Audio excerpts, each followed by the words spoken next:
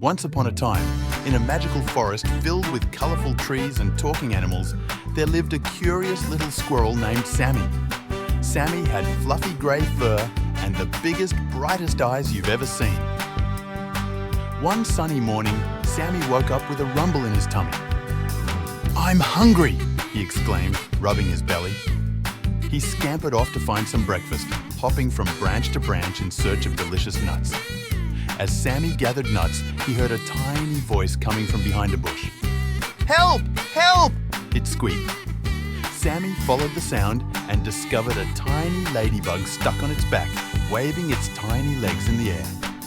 "Don't worry, little friend, I'll save you," Sammi said bravely. With a gentle nudge from his nose, he flipped the ladybug back onto its feet.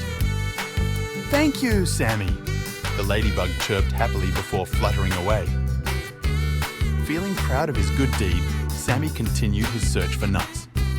But as he hopped along, he noticed something strange. The trees were whispering and giggling, and the flowers seemed to be dancing. Sammi blinked in surprise. "What's going on?" he wondered aloud. Suddenly, he heard a booming voice from above. It was the wise old owl who lived in the tallest tree in the forest. "Sammi, you've brought joy and kindness to the forest today," the owl hooted. "Your selfless act has filled the forest with happiness." Sammi beamed with delight. He hadn't realized that a simple act of kindness could spread so much joy. From that day on, Sammi the squirrel became known as the kindest critter in the forest, always ready to lend a helping paw to those in need.